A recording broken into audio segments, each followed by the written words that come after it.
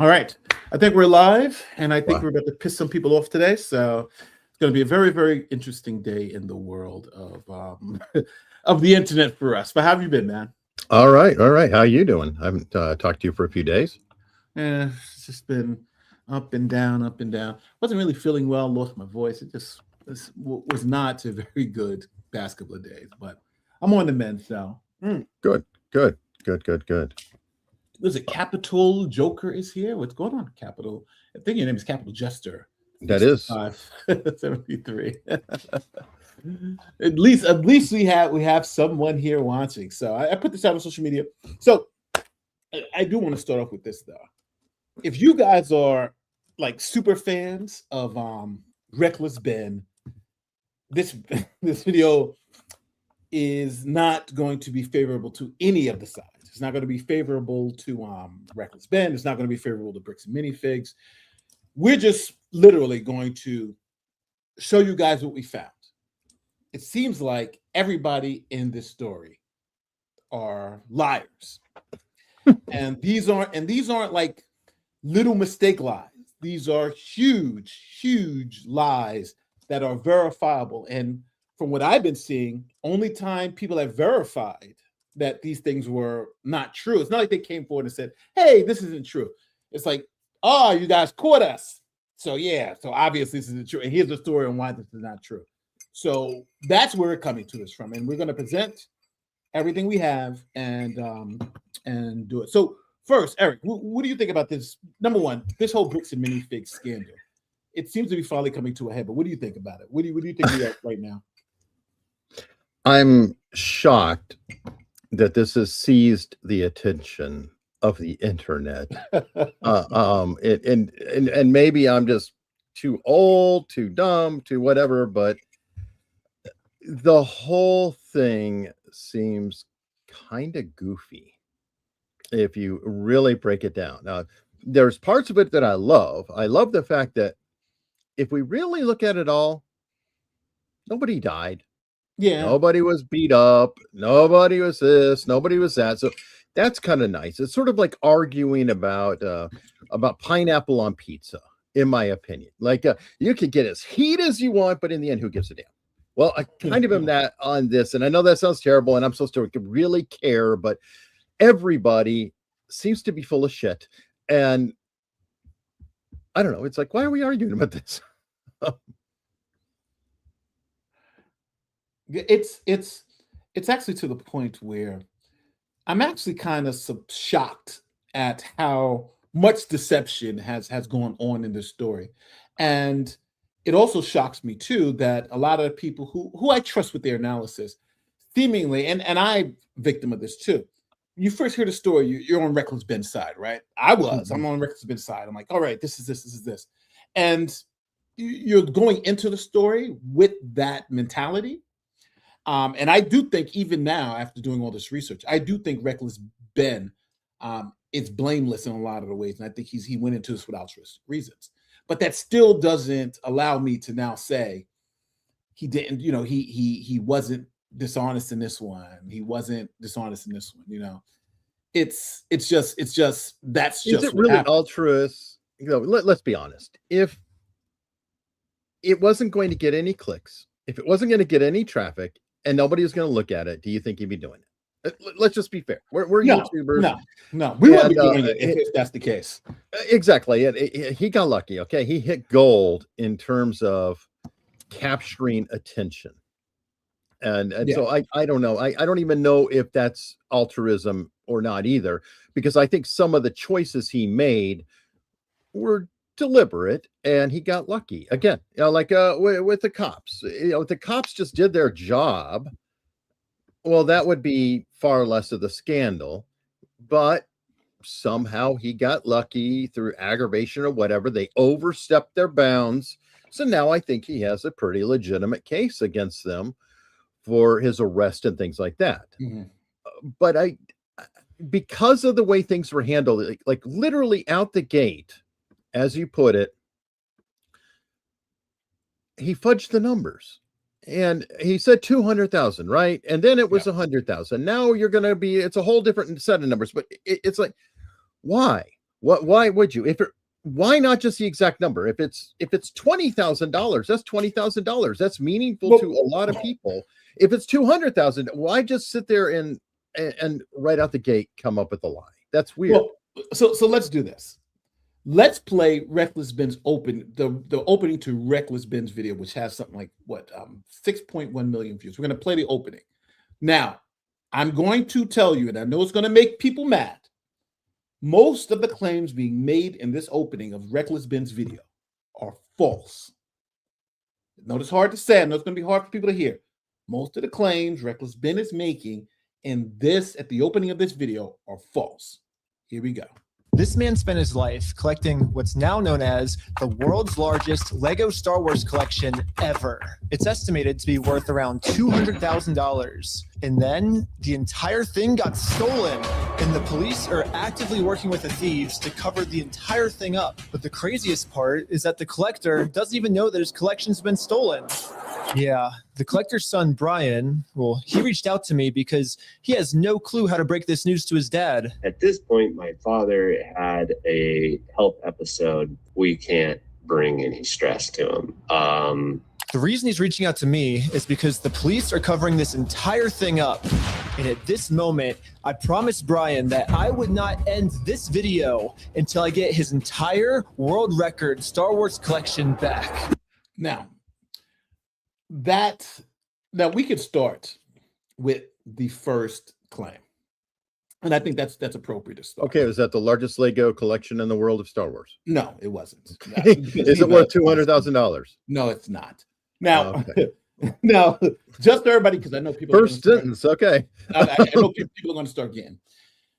So the narrative was that this was a $200,000 worth of Legos that were being sold, and that we have found was a lie, and it was a lie from the beginning.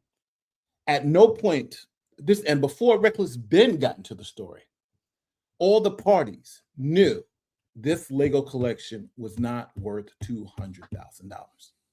So, for instance, Brian Manziel,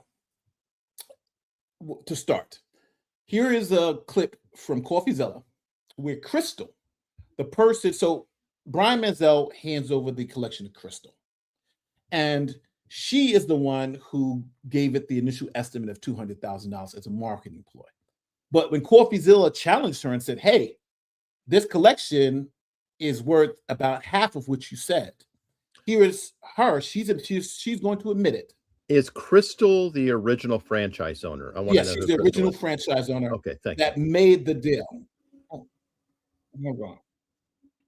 Sorry.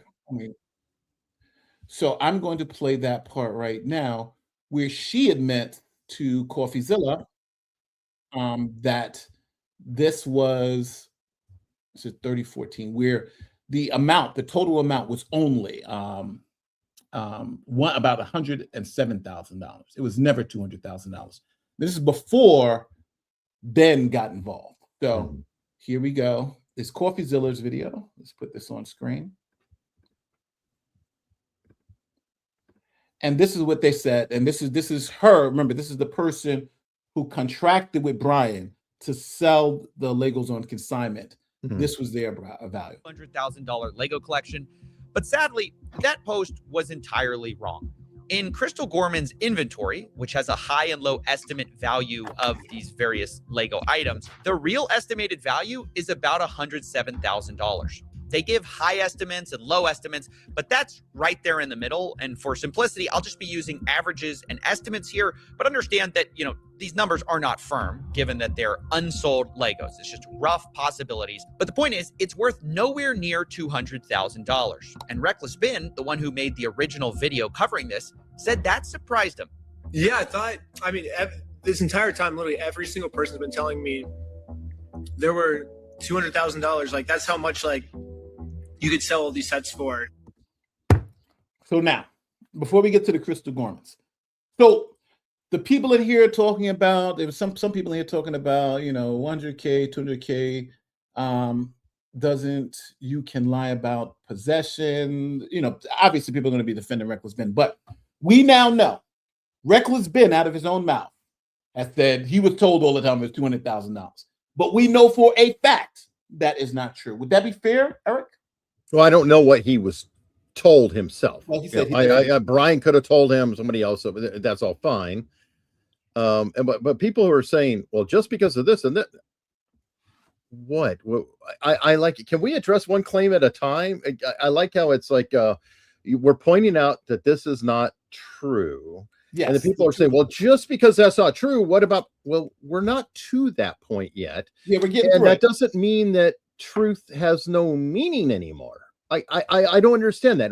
Why is it two things can't be true at once? Like this person is saying false, sure, but not a lie. I'm not saying, again, what we're saying is this is false, but there are people here who had to know this was false when he was saying it. So why am I calling it a lie? I want to be very clear. Why am I saying this is a lie? First, I don't think Reckless Ben is lying because he obviously said he didn't know. Everybody was telling him it was $200,000. But who absolutely knew this wasn't worth $200,000? Crystal Gorman, who was telling Ben it's $200,000, and Brian Manziel, who absolutely knew this wasn't worth $200,000. So let's not pretend that those aren't lies because they had to know this wasn't worth $200,000. And just so we can show you, Crystal is even going to admit she knew this wasn't worth $200,000. Hold on, one exception I'm going to make. Brian maybe wouldn't have known if his father is the one who did the transaction and he wasn't involved until later. So I'll give him that out if I'm trying to be realistic. So it is possible. I think it's doubtful that he knew, especially if there was paperwork. Usually when they sign over the paperwork, they say, we have possession of blah, blah, blah, blah. We're going to put it out for X amount. It is worth up to, or whatever the range is, there's a degree of a quote and all this information. So I'm sure on the paper it's written out, but I haven't seen it.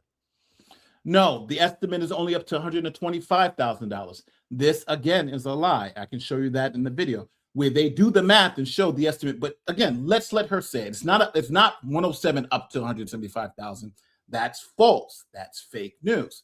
Again, yeah.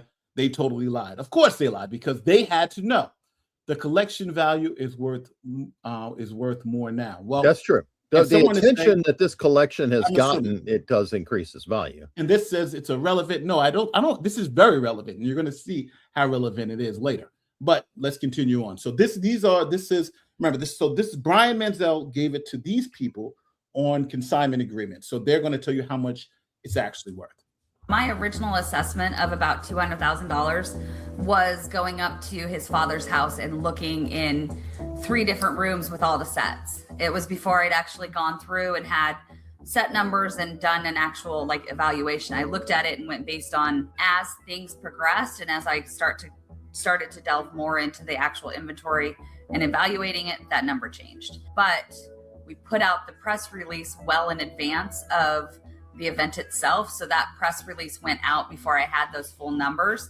So we went, this is a nice even number that will grab attention and bring people into the store. So we went with that. And to believe that is accurate at the high end. It was one of those things where when she was looking through and going, well, it says this and it says this, you don't think even at the high end? You haven't I can't blame Brian or the father now. Hold on. Let her finish.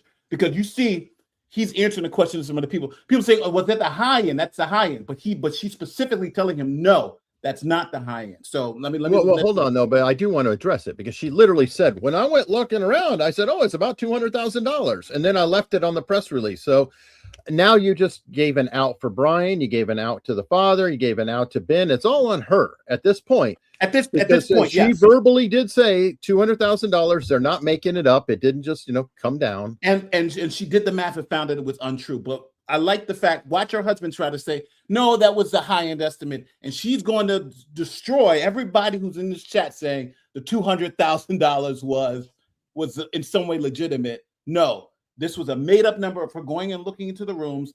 200,000, and when she did the numbers, it came out to at least half that amount. But here we go. Things where when she was looking through and going, well, it says this and it says this, you don't think even at the high end? You haven't actually seen the spreadsheet. No, I haven't.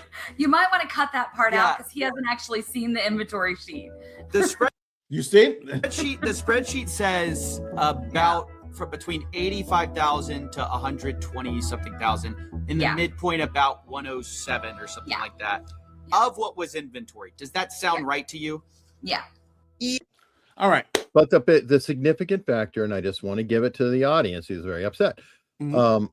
She said the press release Correct. announcing the sale Okay. Correct. said $200,000, and she thought, oh, it's a nice number. We'll Round just number. leave it out there.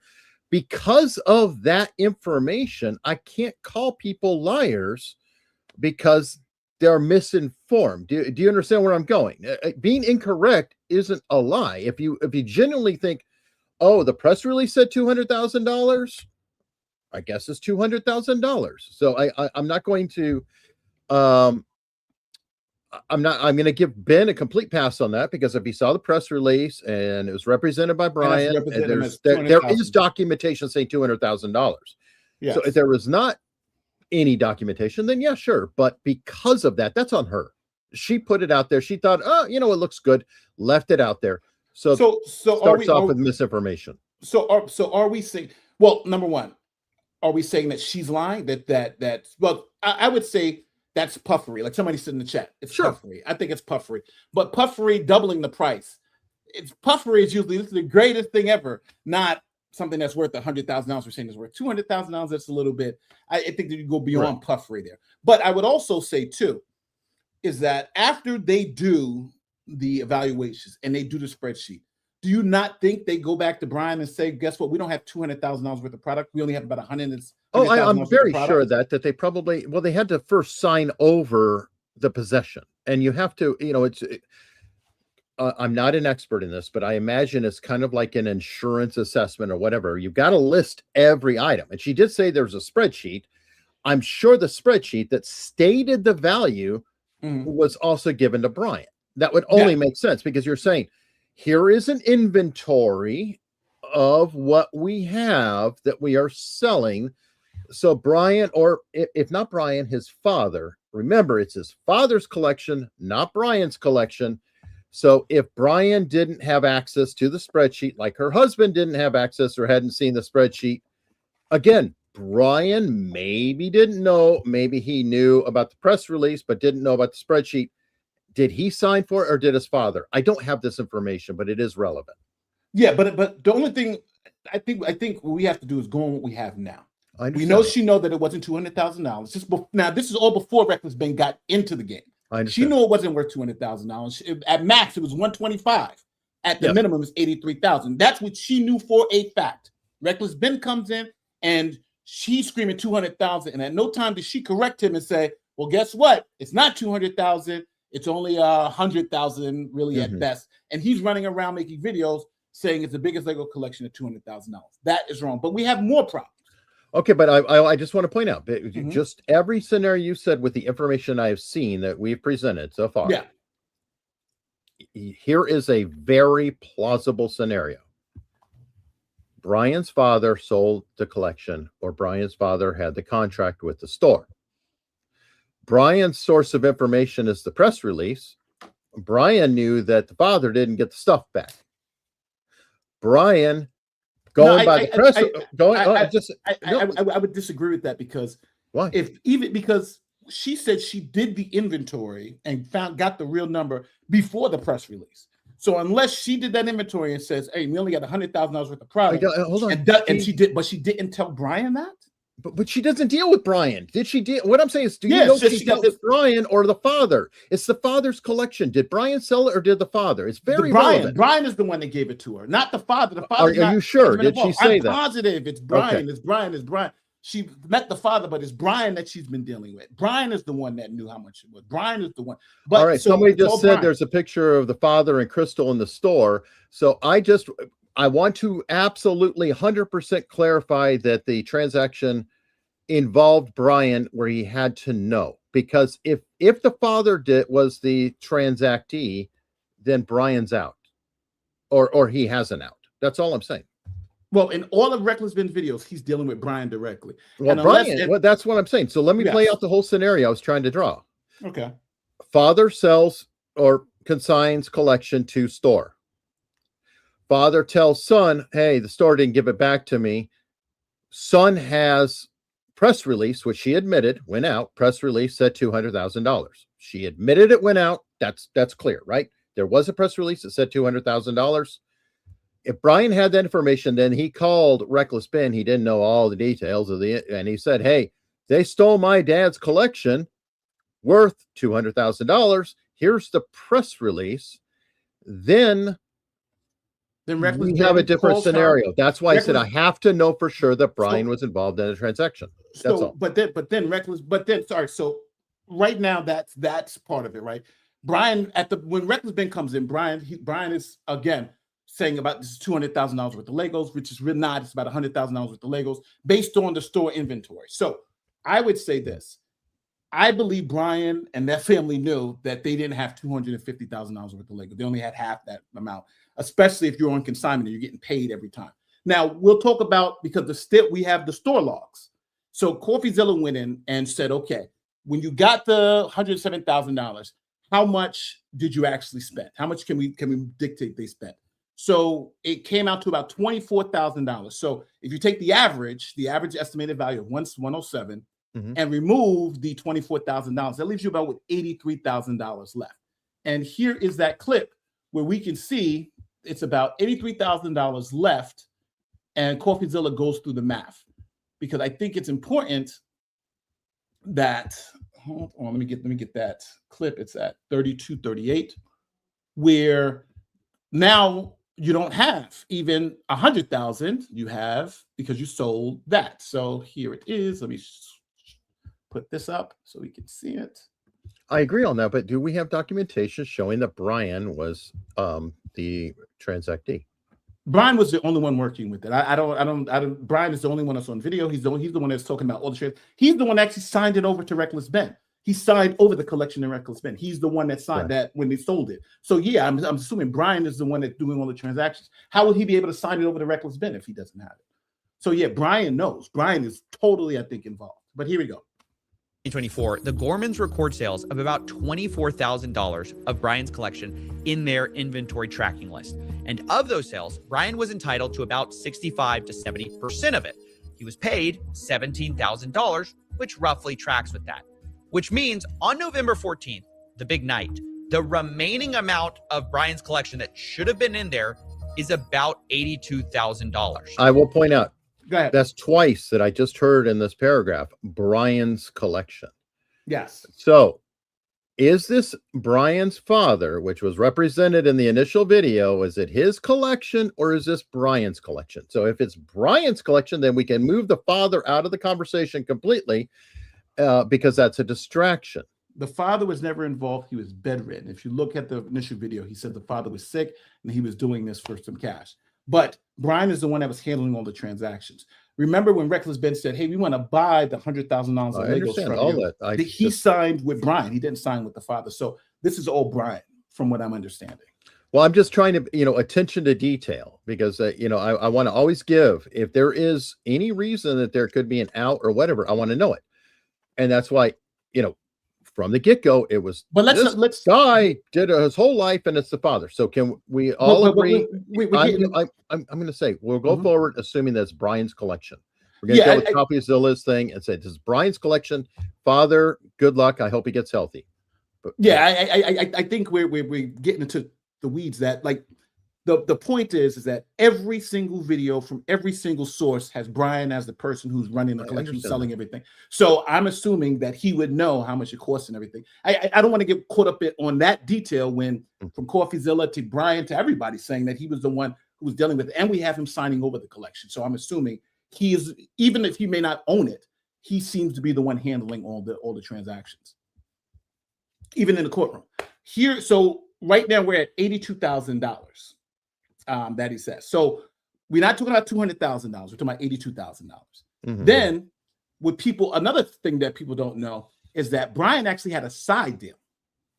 And Brian sold between $10,000 to $20,000 of this same Lego collection to another YouTuber. And again, this is before Reckless Ben got involved.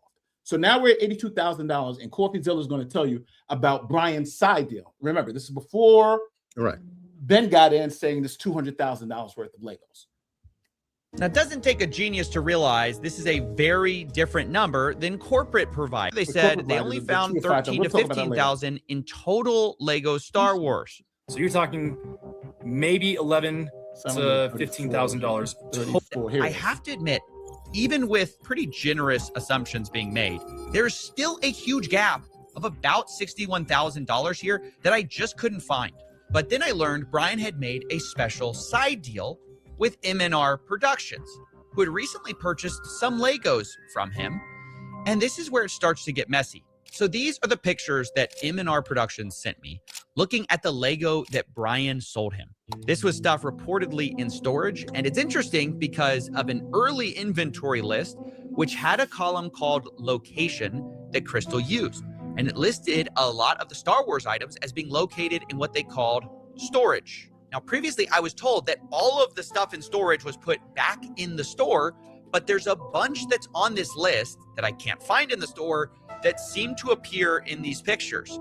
Now, I've been assured, by the way, that most of these Legos were not part of the inventory spreadsheet. They were never given to Bricks Minifigs. This is a separate part of the collection. Now, I think this is important because when asked about it, Brian said, no, these are not the ones that are part of this particular deal. This is a separate collection. Mm-hmm. And that he's given to Bricks and Minifigs, and that now he's sold to this other YouTuber. So he said, hey, what I sold to this guy, I had more, and this is something different. But I did a check, and 100% of the items that match the Brian collection inventory just so happen to be listed with a location of storage. So this starts to make things incredibly fuzzy. And okay, because I can already see problems with all this. The exact same entry, 75072 as an example. There's 1, 2, 3, 4, 5, 6, 7, 8. So whatever it is, the collection has a ton of duplicates, which throws in an even bigger wrinkle, because Brian said, well, this is part of another pile. So if the guy had been just buying up every single thing, it starts to get really difficult to actually say this is this and this is that if you have stacks of the same stuff. But so just to be clear, these set numbers, they actually have unique numbers that they have. So you just don't see the unique number line. So there's unique numbers on this sheet. So that's how you know how which particular one was sold. Can it be seen in a picture though? The differentiator? They have the spreadsheet, the full spreadsheet where you can see. That's how they do point of sale. So it's not like I give you 5 of them. Each one has a different serial number, and that's how they count it. But what he's saying is that the ones that were private sale, that Brian said, hey, we're private sale, that was the same. That's why you see on this last one it says found in private sale. Yes, but remember they were saying that these were in the store and these were location storage, but they're not. Yeah. These were actually sold. So in other words, he's saying, well, we have $10,000 to $15,000 that they sold. They knew they sold, but when he checked and they said, so Brian and the Gormans were saying these sets are in storage. They had and then when Coffeezilla checked and said, and the guy M&R sent him the boxes and said, hey, this is what I bought. He checked them against their list and said, hey, you said these were in storage, but these were found sold privately. And that's why later on in the video, he's going to remove that $10,000 to $15,000, that $10,000 to $20,000 off the list, because he said that you sold them. They're sold through this side deal. Mm-hmm. Does that make sense? It does. It does. I'm just surprised. I didn't know that there was actually a unique serial number on a Lego box, but that's another question for later. Because they're all numbered, because I think they're only a limited amount of sets and so forth and so forth. Mm-hmm. But I think he talks about it here. I'm inclined to believe that a lot of these are part of that same inventory list. Now, if we take that value of the side deal, that's about $10,000 to $20,000 that's not actually missing. Now, it was at this point I started looking more at the point of sales records. I realized maybe we could find some of this missing Lego there too. So this is from the Salem internal store records. Like, I guess this is you see that the item what is entered when someone does. Okay, got set number. I was just looking for a unique identifier. I think these are the, oops, I can't see it up here. Let me remove this. So you have the time, ticket ID, itemized number, item number, description, and then you have a set number, and those set numbers seem to be unique. Yeah, but no, there's a double here. Yeah. No, they're not. Here. I think that the item number, so they are tagging them and saying, here's this and this, here's this and this is, but I don't know that if there's physically on the box or the item itself a unique identifier, obviously the iPhone or something would have. Yeah. Because I looked at it and I gotta look because I have the spreadsheets here too. Because I looked and it was a unique identifying number, like set number, like item, like it's a running serial number. So I'll look again. Okay. As a sale, and it's everything from September 2023 to November 2024 of Star Wars anything. And by the way, before we continue, yes. So what he's about to say here, which I'll move, is that he's about to say, okay, so there was another 10,000 sold, but that $10,000 that was sold, Brian may not have gotten that amount because when they took over the store, Crystal has said, hey, we have some more of these things that are sold, and the guy hasn't gotten paid yet. So I'm assuming that 10,000 is part of the money that Brian had not gotten because they had taken over the store at that particular time. But what I do want to say is that at the end of this, you have a range. So the amount. So if you talk about the side deal, what Bricks and Minifig already sold and gave to Brian, just with that alone, you are at about 50. Specifically, go ahead. Crystal sold. And I think we need to say that because there's an argument on who, what, because Bricks and Minifig is a corporation and her franchise is who sold anything, correct? Yes. Nobody else sold anything of that Brian set that they had. Brian did, allegedly. So Crystal sells $24,000 of that set, pays Brian. Then she sells another $10,000 of that set, but obviously Brian doesn't have that money. Then Brian sells about $10,000 to $20,000 of that set to the YouTuber. Of that set or of a set? Because he's assuming that it's that set because now he says it's more, but Coffeezilla is saying he believes that they're all the same set because when he matched it, they were saying it's in storage, but now it was sold. So at best, you have between, again, this is moving most favorable to Brian, between $55,000 and I'll say $65,000 in Legos that are unaccounted for. Now, some of them were put on layaway, some of them, but that's essentially what we're talking about $50,000 to $60,000. So that's and this is, and I want to make it very clear, this is before Reckless Ben even got involved. So he's already there's about $50,000 to $60,000 left. Reckless Ben gets involved. Now, unless we're saying Brian doesn't know he got paid the money from the initial sale from what's her name from Gorman, unless he doesn't know that he sold all these to the other production, M&R Productions. Unless he doesn't know any of it, and he doesn't know that the set value is not $200,000 but about $100,000, it's like at a point Brian had to know all this before Reckless Ben got involved. Well, because he's gotten money from this. I thought Ben himself admitted that it wasn't 200,000 and he knew it, and it just it sounded better than 100. Didn't he himself say that? So even on Ben's involvement, I think Ben knew that it wasn't 200,000. I think we showed that in a previous video. Yeah. This one says Crystal said, then corporate took over. Crystal sold. Crystal sold, then corporate took over and sold inventory. Then Josh and Brandon sold when they sold. Yes, but so we're talking about what was left before Reckless Ben got involved. The question is, how much value in Legos were there?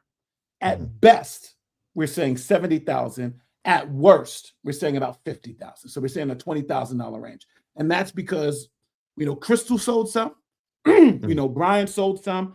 And we know that there's layaways and all this other stuff. So we're giving it a range, and that range is about a $20,000 range. But that's a lot different than $200,000. That's a lot different than $100,000 because $100,000, right? That just makes sense.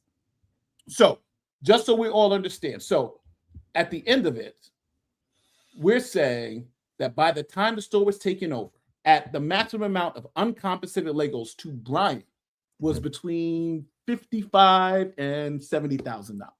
That's what we're saying. So now, in comes reckless Ben. So we know that Brian has to know because he sold some of them. So he has to know it's not $200,000. We know Crystal knows it's not $200,000 because she actually went through and did the proper calculations.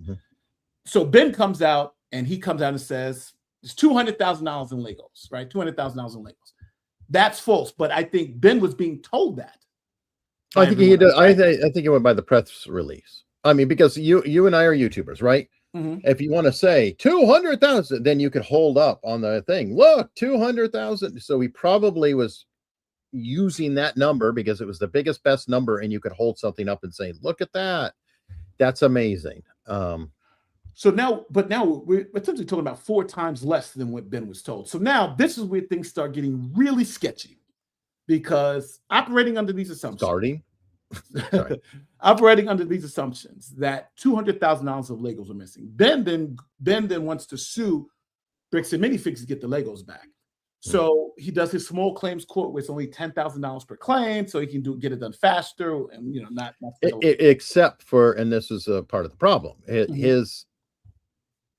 He raised, and I put quotes on it because I don't know anything anymore, with him and his friends $100,000 over something that was worth $54,000 approximately, and gave that to Ben. And let's play that clip. I'm going to play that clip. I'm going to play that clip of Ben and his friends putting together that money. It's at the 109 mark, and paying for that for $100,000 for the Bricks and Minifigs. So here we go. Share this one instead and play.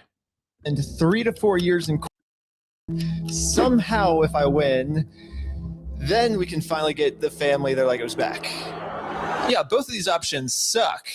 Or maybe I can somehow find a way to engineer a third option, which I call option number 3, small claims court. Think about it. Small claims court is basically just like big boy court. I gathered my small claims buyer to tell them about option number 3. One of the thoughts you had was taking the small claims court, right? No, because it's way too much money to take to small claims court. What if this exact scenario just so happens to happen 10 different times? Yes, exactly. Think about it. If 10 different people get their Legos stolen by Bricks and Minifigs, all 10 people can individually sue, and it turns out that is actually not considered claim splitting. So basically, if I can find 10 different victims of Bricks and Minifigs, my plan will work. And maybe I don't have to find 10 victims. When he says that claim splitting bit and stuff, this is the part that I just feel it starts to get really sketchy in here. Like, did they itemize on the spreadsheet and come up with, okay, here is your 10, because you've got to actually say, this is the merchandise I have bought now of that, on the spreadsheet. And this is going to be a problem because if the spreadsheet's listing the value at much less money, how in the world are they able to say, okay, my 10,000 is 5 starships or, whatever the hell the breakdown is? You need to have some way to itemize it. I've been to small claims court, Nate, and when I went there, I had to present to the court and the judge, here is A, B, C, this is my loss and everything. So already it's feeling shaky here because if it's on the spreadsheet, what you have available is well under $100,000 and you're getting $100,000. How are you accounting for these? Well, they're going to tell us right now. It's called sales tax. It's give us a $10,000. So this is what they do. Sorry, just moving back. So he explains exactly what you're talking. Considered claim splitting. So this is when I thought, if the plan works this well for me, it should also work this well for all my friends. This is worth of inventory. This is what work. You to the bank and take some. Maybe I don't have to find 10 victims for a credit card, and then use that credit card to walk into the bank and take out a $10,000 loan. I then use this $10,000 to buy a few Lego sets from Brian, specifically these Lego sets. And according to the legal paperwork, they're still Brian's to sell to me. But just in case Bricks and Minifigs tries to argue that for some reason this wasn't a legal sale, I hired a public notary to officially approve the purchase. It's official. We have a public notary approving it. Okay, so here is the problems I already see. Okay, what's the problem? he showed the spreadsheet. Yes. That spreadsheet, if this version of Crystal is to be taken, it's the same information. It came from Crystal, da da da. Mhm. That spreadsheet has no $200,000 anywhere on it. Yes. Correct. So we've already got a problem. Well, Because the spreadsheet of what's actually available and what hasn't been sold is not totaling to the amount of money that he's giving him. Again, I'm just saying that the details are getting really fuzzy here. And we do know for a fact, Brian knows he does not have $100,000 in Legos, right? We know that because he's been paid out for them. We know there's a real number out there, and we know that he sold some of them to this other guy. So there's not. So at this point, what is Reckless Ben paying him $100,000 for? If he paid him $50,000 or even $60,000, it would make more sense. But why are they paying him this much money? You understand what I'm saying? That's exactly what I'm saying. And by the way, somebody in the chat saying Ben isn't going for 200,000 small claims. We're not saying he is. Again, there are 10 people. Each of these 10 people are raising $10,000. We are saying they are paying, going by their words here, $100,000 to Ben. They are paying $100,000 for a set that has a value of far less than $100,000, according to all documentation and sales that have occurred at the time. Is that fair, Nate? That is fair. And Crystal and Brian know that it's worth less than $200,000. Know that they don't have $200,000 worth of Legos in the inventory. So this is not something that we're making up. This is something that they absolutely know. At this point, they're selling him Legos. Maybe they're selling for double the price. Okay, can I address Graxus, or can you? Because you can answer this. Which one? Wouldn't it then make the value $100,000 since collections are based on what people will pay for it? No, you're talking about court here. So you have to actually prove the real value. Yes. And remember, the spreadsheet itself was an estimate. So it already had the high end of what it could possibly be. So any extra money is purely padding. And I don't know if you can do it as a penalty. That's the only way I could think of trying to pad it out. But I think that there are problems because you're saying, hey, I have X, I know, $4,000 to $8,000, whatever it is, and you're paying $10,000. You're asking for $10,000, but you're only showing a declared possible value, including the estimate of less money. I don't know how you break it down. Yes. So again, simply put, Brian is selling $100,000 worth of Legos, but there's not $100,000 worth of Legos. Oh, so, hold on. Look at the credit line on that credit card. Did anybody notice that? What is it? 29% credit line, $500. Credit, you've been approved for a platinum card. Your new card address. You have $500 available. There's already a problem right there on the application. Let's continue on. Took out a bunch of more money, and each of my friends bought $10,000 worth of Brian's Lego sets. $10,000 for you? Here you go. Thank you. You felt the need. So at this point, Brian has to know he doesn't have $100,000 worth of Legos there. He has to know. There's no way you can tell me he doesn't. Yeah, well, I'm saying that he knows, Ben knows. The guys have to know unless they're really just gullible. Everybody knows. So, because Ben showed the spreadsheet on the thing saying, you're buying X amount. Remember, I said, you've got to determine what they're actually buying for the court, right? And he did show that. So if we go with all documentation, everybody knows that there is not $100,000. Yes. And they're essentially buying it for whatever they're saying now. So they bought it for $100,000. Ben can't afford the interest on loans, so then they make this. They essentially now give. So Brian gives the money back to Reckless Ben and his friends. They pay off the cards. They have to pay a sales tax, and that's it. But I think the point here is that is exactly what you said. The math ain't math. The math ain't math. It ain't mathing horribly bad. We went from $200,000 to realistically $100,000, and now we see him getting paid the $100,000 after he's already sold about $30,000 to $40,000 worth of product, right? So Brian's doing well. Yeah, Brian is up. He's doing great. He's up, and then they have a GoFundMe to raise him another $400,000. Well, that's a whole that's another issue, and I deliberately didn't bring that up because I'm just trying to deal with the actual numbers here. Yeah, the GoFundMe is like, what is that even for? And I said that before because technically Brian was made whole, and Brian was made whole whether he was overpaid, underpaid, whatever. Brian got 100% of the value of his freaking merchandise, even whether it's double it or butter, it doesn't matter. He got all of his money. He is completely whole, financially speaking, for his stuff. Yes, but right now it's kind of like, okay, so now let's shift over because we have a couple of minutes, so we can shift over to the Bricks and Minifig Corporation lies. Now, those corporate lies. First, remember they said the collection was only Patrick VDH because he kind of is where I feel. It feels like that. I mean, it's getting to when you look at this case, it seems like everybody's dirty. Yeah. I'm sorry. Go ahead. This person says trying to make Ben and Brian look bad. The estimates, what matters here is in the public is the public figure, and they correctly used it. No, they didn't. How am I lying? Go specify. Name one lie. And then I don't know. And now I want to say this.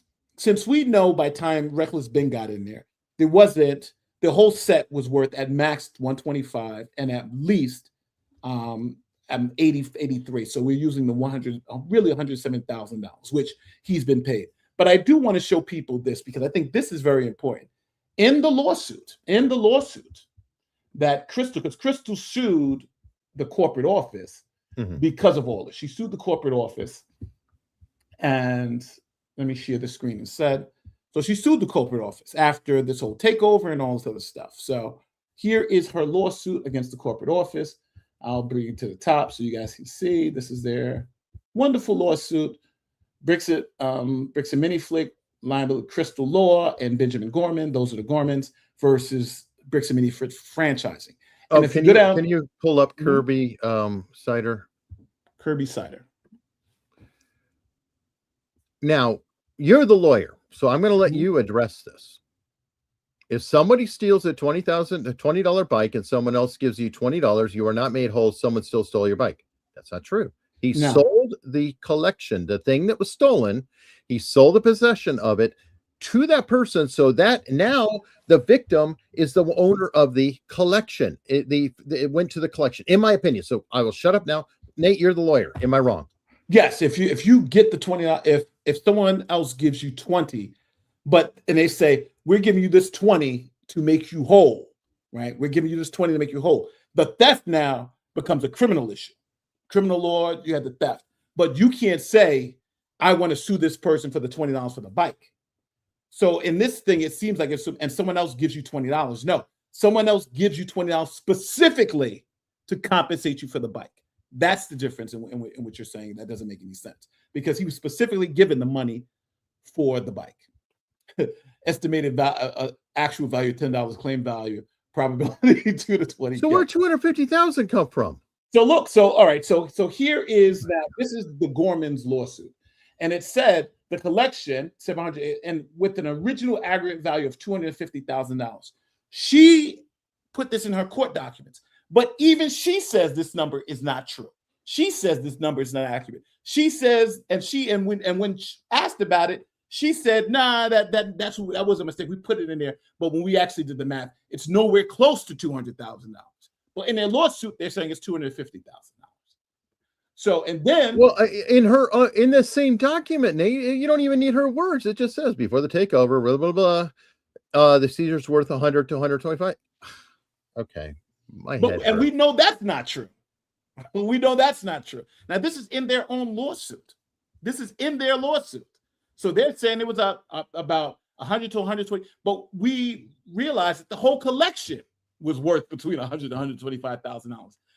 That wasn't half. So none of this math is math. None of this math is math. And then why? And then even Brian saying that they were saying that half the sets were sold. But even in Coffeezilla's thing, half the sets weren't sold.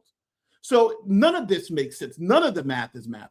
Now, I'm not saying now, again, I want to be very clear. I think Ben is maybe a little bit more blameless than this. But I don't, I think we would have to be ridiculous to believe that something funny is not going on here. None of this makes sense. Because what they're saying in court documents is different what they're telling Coffeezilla. And you see that right here. Am I wrong? No, my head just hurts because of the 250,000. Sorry, it's like all they That's just throw up bothering you. every number out there, and it's like everybody's full of it. Anyway. But now, so corporate, they said it was only 200 to 500,000. So corporate says, hey, when we took over the store, it wasn't the 125 to 200,000. It was only 2 to 5,000. Which was obviously wrong. And so when Coffeezilla then did the math and showed that there was about $21,000 of Brian's collection in the store when it was taken over, they actually they went through the pictures and checked off, okay, this is Brian, this is Brian, this is Brian, and they did and they came out to about $21,000, still sitting in the store at the time. Now, there was this issue with the U-Haul because they said that when the store was being taken over, they had a U-Haul truck outside to take some of the Legos out. At first, corporate said they never, there's no U-Haul, no U-Haul, no U-Haul. There's never a U-Haul there. Mm-hmm. And then Coffeezilla did it. She looked at the cameras, and this is what he found. Let me play it out. This is what Coffeezilla found. It is at let me just get it for the mark. Get too many things open. All right, so he got it at mark 2203. So let me put it. 2203.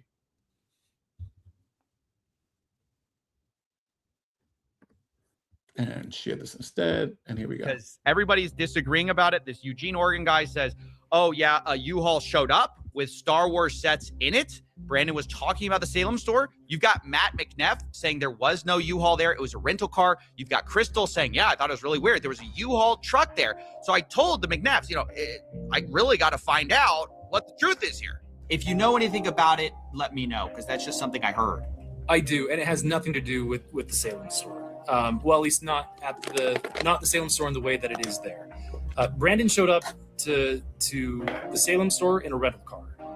When he came to get the keys from Crystal, he was there in a rental car, not in a U-Haul.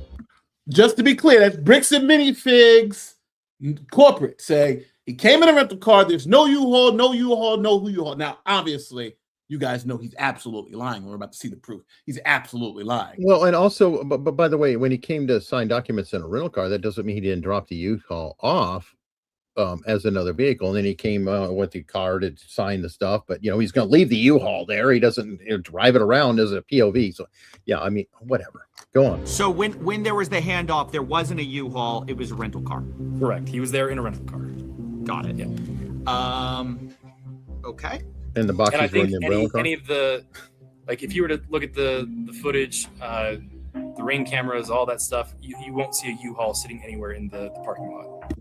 Now, let's he just make added sure, information he shouldn't have, probably. Yeah, let's make sure here. Absolutely no U-Haul. That's a total lie. Now, obviously, you would need a U-Haul if you're taking all of this. Well, right, exactly. Essentially, a store's worth of inventory. You can't just put it in a car. You got to put it in a U-Haul. So. Exactly. So after hearing all of this, I realized, look, I just got to find the evidence. So I start sifting through these photos I have, right? I realize I have a parking lot photo. I check it. No U-Haul, just a red truck out there. I check another photo where you can see the window. But the problem is it's night outside, so you can't see. And so I'm looking at everything I can, and there's just nothing, I have this alternate angle. I'm looking at that. And then there it is. Zoom in on that photo. Bring up the brightness of this photo a little bit, and my gosh, there's a U-Haul in the parking lot right outside of the store the night of November 14th, 2024. Everybody's fucking lying, bro. Everybody's lying about this. And these are verifiable lies. $200,000 worth of Legos. No, it's really $100,000. $100,000. We're going to pay you $100,000, but you only got really $50,000 of Legos left. Why the hell are you paying them $100,000? Like, I don't get it. I don't get it. None of this makes sense. Why lie? Something that's verifiable. And it's not just Bricks and Minifigs. It's every single person in this story we've caught in some major lie. Except for the cops. They were just incompetent. The cops and abusive. They never lied. They were just abusive and incompetent. So I'll be fair. I would even say it, but and I know people are going to hate us for saying this. Every single party in this thing, Rob, it's insane. It's insane. I like Bill's comment. The U-Haul's a paid actor. Thing that Matt said he had seen footage of, and it couldn't be true. And again, I believe I have seen footage from that night that shows clearly out into the parking lot, and there's no U-Haul. After seeing this, I said, I really have to make a call. And that's when the story changed. So last night, I talked with Matt McNeff. I brought up this question of the U-Haul. He told me emphatically there was no U-Haul. Y'all came to me this morning. You said, hey, we looked into it. There actually was a U-Haul there that night. Can you clear up what that's about? So there's actually two different things that are going on here, just to help you understand. And I don't know if now remember, he's got to clear up. We told you multiple times it was never a U-Haul, never a U-Haul, never a U-Haul. Here's a picture of the U-Haul. Now this is, we got to clean that up. If you want this particularly not on the record, but we do know of a disgruntled former employee that worked at another location that back on the 24th of October, there was a U-Haul that went to a storage unit in Salem for another previous franchisee, for a different situation that we had just, gone through some things, and he had a previously, hey, I have some inventory that I. This gets worse as it goes. He's literally implying that now this could be a pattern. Because he said, oh, no, that wasn't this franchise conflict. It's another disgruntled, well, he said employee, then he said franchise. He couldn't even make up what the role was. This is really going poorly. Instead of just saying, look at that. I must have been mistaken. Let me look into it and just shut up and move on. I mean, this is kind of giving an implication. In my opinion, people could infer from his comments that, wow, Bricks and Minifigs, what do you do with your franchisees? Is this a chronic thing? Didn't turn over what I was supposed to. It's at this storage location. You guys can come pick it up. And so Brandon was sent on that day to pick up with a U-Haul inventory that then he moved down, but that was October 24th. So when we're talking about this ex-employee, you're saying they are conflating the October 24th event of the U-Haul coming up to Eugene with Legos with some time after November 14th, after the store takeover. Is that correct? Am I understanding that? I think so. Yes. That's my storyline. In other words, he's saying an employee of another store said on that day in November, a U-Haul truck came. So there's two stores. There's a store that was being taken over, and there's another store. But they say October 21st versus November 14th. Yes. So what they're saying is that on October they had a U-Haul truck at that other store, and they were offloading inventory. But one of the store employees came out and said, "Well, hold on, no, that was in November. In November, somebody came up with a U-Haul truck and started offloading inventory." So now that they've got caught with, hey, the U-Haul truck was at the storage you were closing down. Now he's saying, "Oh no, that was a mistake. That guy's mixing it up with something that happened a month ago." Is there a timestamp on the damn picture? It was footage. One? It's security footage. No. The U-Haul in the window had a timestamp. Yeah, the U-Haul in the window is from the November date. Okay. But now he hasn't explained why that U-Haul was out there. He's now explained why the employee of the other store believed that he saw a U-Haul in November. He's saying that actually U-Haul was in October. And the reason why that employee was saying that is because they were trying to find out where did the inventory from the store that's closing down, where did it go? And that employee said, in November, after that store closed, we got all this inventory. And that's with, and so they're assuming that inventory was put on that U-Haul truck that you saw that Coffeezilla put and was driven to this other So store. I'm just saying and this offloaded. guy's caught. I mean, he acts like he's caught. He's gotten caught. But he's got it. But now he hasn't explained why the U-Haul was in front of the store, which he's going to say now. So now he said there was another U-Haul. That guy's got the wrong date, but this is about the U-Haul we got. So this is now kind of a strange story. Corporate is saying there was a U-Haul at the Eugene store dropping off Lego, but that was from a different night, different collection. The CEO says Brandon showed up to Salem on October 24th for his secret shopper job with Crystal. And separately, he also was getting a different collection of Legos that also included Star Wars. And that's what he brought to the Eugene store, and the former employee is remembering. Then, weeks later, on November 14th, Brandon supposedly shows up again with a U-Haul, but the reason isn't for hauling Legos. Brandon flew in to Eugene that night. At midnight. So flew from Utah on the 13th, but landed in Oregon on like midnight of the 14th. Went and got a rental truck, and then went and stayed at a trailer that had previously been moved up there in anticipation of, meaning a camper trailer, in anticipation of the potential hostile takeover previously. Is that why he had a U-Haul? Is that the reason he had a U-Haul, was for this camper, or what's going on with the? Yes. So then what happens is he takes his rental vehicle truck, and he tries to connect the trailer, the camping trailer, to that truck, and it's not rated for that particular weight, and he realized, oh crap. He called around and found that U-Haul All right, this is just had a rating for one of their box trucks, and so he grabbed that. Look, statement analysis wise, this is just padding. Okay, yeah. I have trouble believing the guy. I'm not going to say definitively he's a liar, but every signal and all this added information is really, really it's common. Like the whole other story. Here's an example, Nate, and just to shorten it up. Like, go ahead. Okay, if I go and I ask you, Nate, what happened when you got robbed? Let's say you're a clerk, you're at the gas station, right? You got robbed, right? I'll see the person came in, but I'll give you all the exactly. You're going to go right to that point. Right, I'm sitting there giving change to somebody. Somebody comes in with a gun. Holy shit! Right? Yes. Okay. A liar would say, "I got in early and I mopped around a little bit, cleaned up the store, and did this and did this and did this." Added all before they even get to the incident. And what you can do is take a timeline and you say, okay, let's look at the incident here. We're talking about a U-Haul in a picture that at that particular time of day, he just stated like a month prior, all this whole narrative went on. And then there's this story here. The amount of time actually spent on the U-Haul in the window in the picture is the smallest fraction.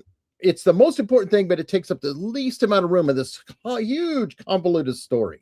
And that just sends off alarm bells. But now you'll get to the part where Coffeezilla even missed in his own reporting. So check this out about this same U-Haul, because Coffeezilla missed this. Location where he could set up the camping trailer in Salem, dropped out the camper trailer, and then he arrived in a U-Haul to the Salem store. And then... but remember, he's only making that admission after he's gotten caught. Went in, said hi to Crystal, and then as she was leaving, the door shuts, and so he locks it, calls the locksmith, takes him a while to finish up the changing of the locks. Brandon at this point is pretty exhausted, so and he has an hour drive back to Eugene to drop off the rental truck. So he drops it off at midnight or 1 o'clock, something like that, grabs the rental truck, and then heads back up to the camper trailer in Salem, and then probably gets in at around 2 or 3 in the morning. Spends a couple of, gets a little bit of sleep before he has to head back to the store at 9 a.m. before the other employees get there. The timeline that is trying to be portrayed just makes absolutely zero sense. But now the key point is he said he dropped the trailer off about midnight or 1 o'clock, right? No, well, he dropped the U-Haul off between midnight and 1 o'clock. Just want to be very clear about that. Can I say I made the observation before all this latest part, which to me just proves my point even more.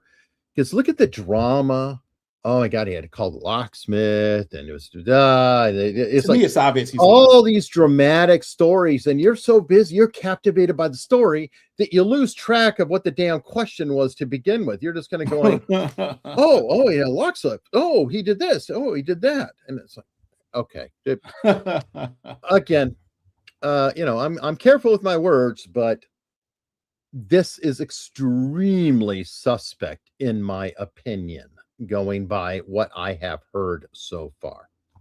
There. Okay, so I asked, obviously, for documentation of all of this from Brandon, and here's what I got. First, the U-Haul contract. So let's look at the U-Haul contract. So he says rental date and time, right? Rental date and time. So from due date. So it was out on the 14th. Yeah, he got it on the 14th and returned it on the 15th, or is due. It's due on the 15th, but when did he return it? So let's see when he returned it. On November 14th. This checks out what we already know. Then I got sent a photo. Oh, let me go back. Let's see. Because usually they have a return date on these things. Well, the due date, but I don't know if it's the due date, but we don't know when. But they should tell you when it's returned. Well, that's another receipt. That would be a return receipt. This is the rental receipt. Okay. So it's supposed to be returned at 10 o'clock. The U-Haul contract on November 14th. This checks out what we already know. Then I got sent a photo. The last one Brandon took in the Salem store, dated 9:44 p.m., where you can see what looks like the inside of a bird cage that the Gormans had. And lastly, I was sent a photo Brandon took of the mileage in the U-Haul as he dropped it back off at the rental place on November 15th, 12:41 a.m. Now, the time gap there is about 3 hours between the last photo in Salem to dropping the U-Haul off, which is a bit of a problem for our timeline. Yeah, it took like 4 hours. I mean, I worked till like 11 o'clock, and I'm like, I gotta get up early for my other job. You moved 4 hours of Legos out of this truck. Yeah. All right, so as weird as this U-Haul thing is, the timeline just doesn't fit, to be honest. If it took 4 hours to unload, you can't also drive to another city, load and unload and drop off the U-Haul in that time. But still, even if this is true, it's pretty weird, and it's one of the most bizarre stories I've ever heard. You know why? It's a freaking lie. It's a lie. What likely happened, and let's just be honest, what likely happened is they saw this collection, they loaded it up into the store. They told the employees, get ready because we're going to come with a lot more property. They go to that new store. I guess it took us 4 hours. They unloaded all that shit, put it in the new store, and then took back the truck that same night. Does that make sense? One place to another, a bunch of stuff, multiple trips. So there's one more big lie I wanted to go over, but we can move. We can end it here because I know you said you didn't want to do 2 hours. But there was one more. There was one more, and this is when they lied about the spreadsheet. So it's up to you. Do you want to go one more? Well, let's go really rapidly. Get the last bit out so then everybody can judge for themselves. All right. So this is at 49:34. 49:34. All right, got it here. And this is so McNeff, who is the corporate of Bricks and Minifigs, says she never received Crystal Gorman's inventory list about what was on consignment. They said they had no idea about it, never got it. But Coffeezilla then looks at the inventory list and figures out not only did they get it, it was actually their own spreadsheet. Bricks and Minifig corporate made the spreadsheet that they said they never saw. So that's what we're going to this. Because remember, they said we don't know how much it was. They actually had the spreadsheet. Well, I think they would say they provided the documentation, and you guys say you need more documentation. So I mean, that's kind of the right. A spread, like I understand, a spreadsheet and a contract are a good start. Yeah. Yeah, but we never got that. That was never sent to us at corporate, by the way. Y'all do have the spreadsheet though, yeah? That was shared online, but months after we asked for it. It says it's. I'm so confused. It says I'm on the file right now. It says storage used, owned by BAM Franchising Inc. Owner Salem.org. Look at him. Bricksandminifigs.com. What are you looking at? It says owner Salem. Can you back up that video to go on that guy? Okay. And I want everybody to look at it. Have you sped this up? This is normal speed, right? Yeah. No, this is sped. This is one. Turn it to normal speed if you would. I just really I want to see this. Okay. Okay. So I'm going back. I want to watch him for a second. Okay. Hitting play. .com. What are you looking at? It says owner. No, back up a little more. All right. Going back a little bit more. Here. Yeah. I'll start here. Start from there. Yeah. It says I'm on the file right now. It says storage used, owned by BAM Franchising Inc. Owner Salem.or Bricks He's vibrating. Yeah. What are you looking at? Yeah, he definitely says owner That's Salem. unusual. That's what are you looking at? And right as he's asking is when he's vibrating. And I'm just saying it's the timing of that. I'm not trying to make an aspersion about behavior. I'm just saying that the timing of that kind of vibration while he's bringing in details is odd. Well, it says it's owned by Bricks Minifigs Franchising Inc., which is them. So let's see what they say. That's you guys. It says owned by BAM Franchising Inc. It says created September 6, 2024. When I look at it, this is the Mansell list, I believe. So this would have been created under so we have the y'all definitely have this. Y'all have access to this. Well, I had no idea. So if this is the first that anybody has shown me that a spreadsheet was created using Bricks and Minifigs Salem, and all of this stuff was archived. This is the first I've seen that this spreadsheet was created by Crystal. And we don't know how accurate it is, how up to date it was. We don't. Before they never even had the spreadsheet. Now they know how accurate. No, a lot of those types of things, and understand. I appreciate you sharing this with us because we had no idea. Again, you don't know what you don't know, and you can't we don't know everything, and we don't go looking in every nook and cranny everywhere. We just don't know some of those things. So. What do you mean looking? So he's not looking at every nook and cranny. First he says we never saw, we never had the list. And Coffeezilla's like, hold on, here it is. And it says you own the damn list. Oh, well, we don't look at every nook and cranny. You just closed down the store. You telling me you're not going to look at the inventory list that she sent you to see what's in the store? None of this makes sense. Like he's obviously lying, right? To me, he's obviously lying. I'll give him one out because I keep doing that. What's the out? He probably isn't involved in this shit.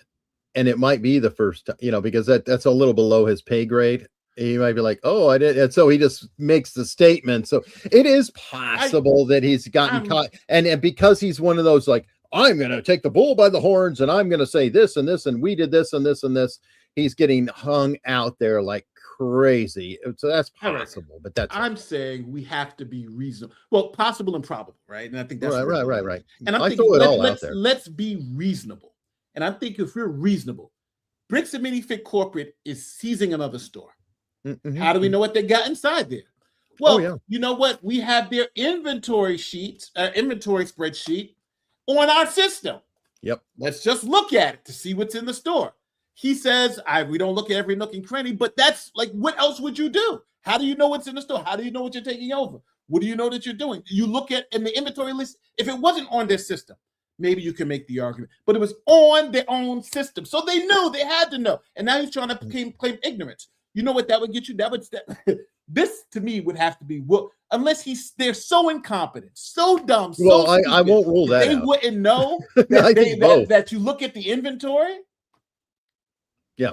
That's, it's obvious. And then just pull it back. This is the same issue. The issue I have with everybody before we close out, the issue I have with everybody in the story is number one, they only come clean when caught straight out, right? Sure. We saw that Bricks and Minifig, this guy, when he's caught straight out in the lie, now it's another story. Now we're doing statement analysis because he's just straight up lying about everything, right? Then same thing with Brian. Brian, it was $200,000. Now we know it's $100,000, but he's gotten paid about half of that. So, so when they first told us that this was a $200,000 thing that was being stolen, that was a lie. That was untrue. And the people who were saying it absolutely knew it couldn't be true because they had gotten paid. They had known the numbers, like Crystal and Brian, and they had gotten paid for it, right? They had gotten paid this money from side deals, from selling the shit through the store, and from the back inventory. So they knew they didn't have $100,000 worth of stuff in there, but they were saying it anyway. Matter of fact, they didn't say 100,000; they said 200,000. Mm-hmm. So, and then when caught in that, it was just a marketing ploy. Oh, this. Well, Reckless Ben is out there making every video talking about $200,000 stolen, right? He's like And Ben $30,000. himself got caught because he said, we won. Remember? We won. And they went out of business because we won. And then when asked, he said, well, no, it was thrown out. And we didn't sue, and we sued the wrong people. It's like, that's what I'm talking about. This story, and I know there's a lot of attorneys and a lot of people out there who are cheering the Reckless Ben crusade, which is fine. I'm okay with that. But you guys can't sit here and tell us that we're supposed to pretend it's raining and pissing on our heads right here, right? Like, I don't know what's real anymore. Who's telling the truth? Who's the good guy in the story? I got one guy who seemingly, has about 50 to 60, I'll be just $70,000 of Legos that have been sold. He's now sold that for $100,000. And, so I don't know what's up with him. We got Reckless Ben. He's got issues because he's saying he won the lawsuit, but then come to find out he didn't win the lawsuit. Then we got Bricks and Minifigs, all their lies. Then we got the Gormans, who now their books are all funny. It's like none of this. And then there's a makes any sense. GoFundMe that we're not even dealing with right now, but there's a GoFundMe with hundreds of thousands of dollars sitting there for somebody who's out $70,000, who's already been paid back for that $70,000. So if you think Brian's come out a boss with this, he's got paid for some of the Legos, but he was getting a 70-40 split from, or 70-30 split, 70-30 split from that. Then he got paid for all the Legos from Ben. Then he had the side deal. Like, what's going on? Like this is how messy this story is. But I know there's people going to be attacking us in the comment section because they're like, oh, this isn't a lie, this isn't a lie. I would say this. I believe when Ben initially got involved in this story, it was absolutely a lie that there were $200,000 in Legos that were stolen. Is that fair to say? No, it's incorrect. I'm always touchy about saying lie. I said it's wrong. I said it was absolutely absolutely wrong that there was $200,000. 100% is incorrect. I would say the most you can say is it was after Crystal did the math, it was only $125,000 of the Legos. Up to which Brian, which if you average it out, was 107,000. And then Brian was paid. Oh, well, Brian wasn't paid. They were $24,000 was sold in store. $10,000 was also sold, but he hadn't gotten paid that money for it. And then we had the side deal of about $15,000. So all that was approximately left was between $50,000 to $70,000. That's all that was left. But now Reckless Ben's running around saying they owe him $100,000. And then he raised far more than that. Yeah, $400,000. So I don't know how Brian is not whole. Like people say, Brian is getting issues. I don't know. He's got a windfall of money. From my understanding. So, and let's not talk about Bricks and Minifig National because they're lying about everything. And I think that's the problem. When every side is being caught in so many lies, I just don't understand. I just understand. Fine, or 170 still doesn't matter. Yes, it does. The defense is it matters. If it's your money, it would matter. Yeah. If I took from you, $70,000 and you claimed it's under 50, or vice versa, you would surely care. You would care about that difference. Come on. Yeah. If I'm telling people there's $100,000 out. And then if I'm telling people, hey, this is worth $200,000, and then you find out that was totally untrue. It was never worth $200,000. And we just said that as a marketing ploy. It was never worth that amount. Never even close, as you heard Gorman say. We're supposed to pretend that that's okay. We're supposed to overlook the fact that he said, I won the lawsuit, but sued the wrong person, actually didn't win anything. Like these things aren't light things you overlook. These are things that are actual issues.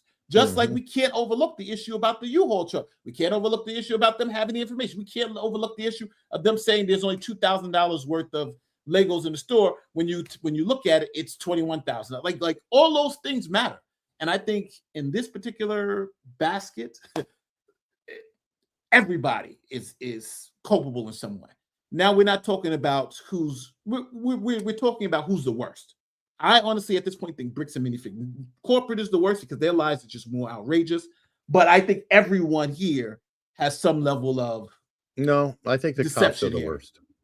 I'm talking about from the civil situation, but the cops, the cops are at another level. I think we all agree the cops are full of shit. I'm talking about in this particular from Bricks Minifigs Corporate to Reckless Ben to the Gormans to all that. I think that's every one of these people have told absolute mistruths that can be proven to be false.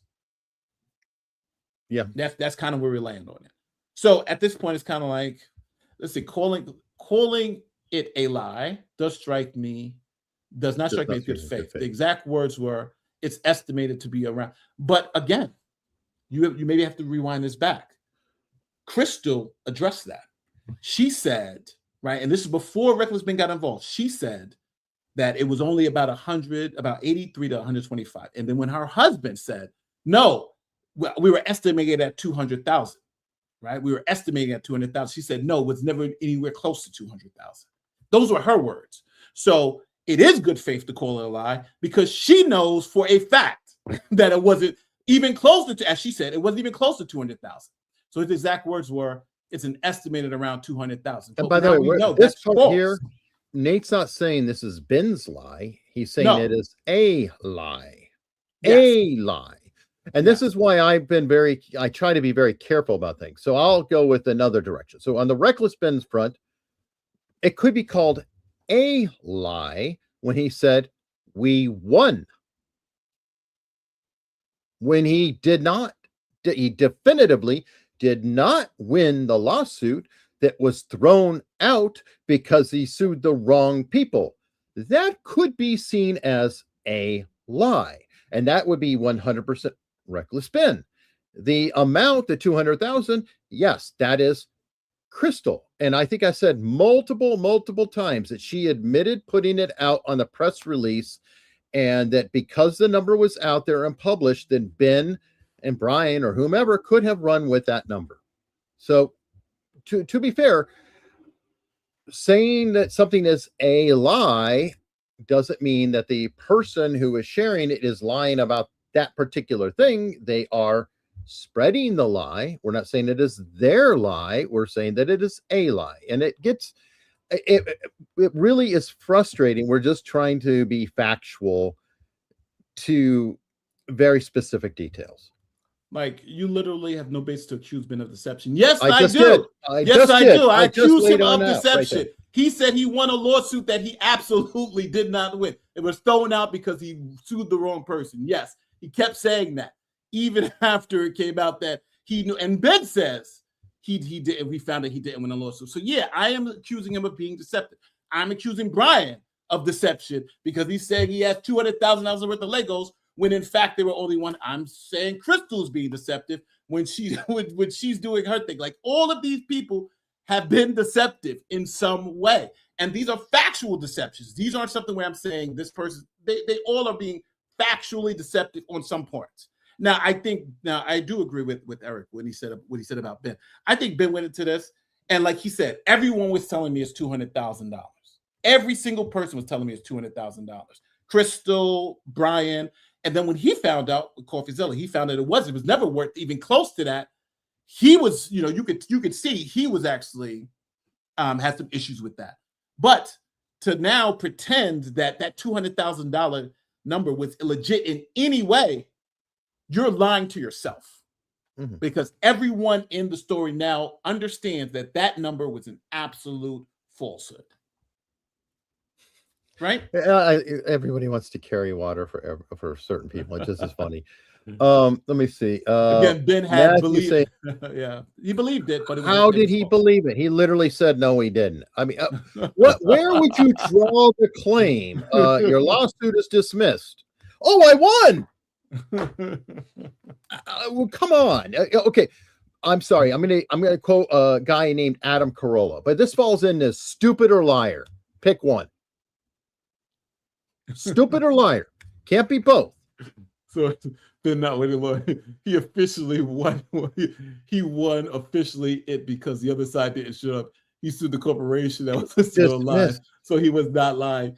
No, this is wrong. He sued a corporation that wasn't in existence anymore. He filed a lawsuit against somebody, but that corporation was not in existence at the time he filed the lawsuit. So when the court went back and said, hey, not only did you not serve the right person, this corporation doesn't exist, your lawsuit is thrown out. If Ben won the lawsuit, who the hell was he going to collect from? All right, suing, well, whatever. suing a dead man. Who the hell was like? I understand people are desperate that they've been, but let's. Hold on. Sleepy Joe said, yes, it's right. He won officially. Who did he win against? Okay, you're trolling us now. Yeah, he's just trolling us now. Because we got the court documents. Yeah, he won officially against the corporation, even though on the court document says case was dismissed. Okay, and you're saying he was not lying. He was not. Okay, fine. I gave an option: stupid or liar. Yeah, he said incredibly dumb or incredibly liar when it says your case is dismissed, and then you make another video saying, "Hey, we won and we got to blow down." It's like, well, hold on, no, you did, because again, until he got called out for not winning the lawsuit, that's when he came on and said, "Hey, I thought I won the lawsuit."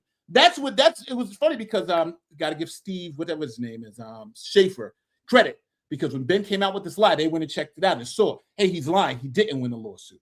And then all of a sudden it came out. It was like, okay. And then Ben had to come and address it. And that's what I keep saying. Only time people address the lies is when they're caught red-handed. And then, okay, I was incorrect about this thing. Oh, and look at we have an agenda against Ben. Wow. Who's saying this? Oh, Sleepy Joe.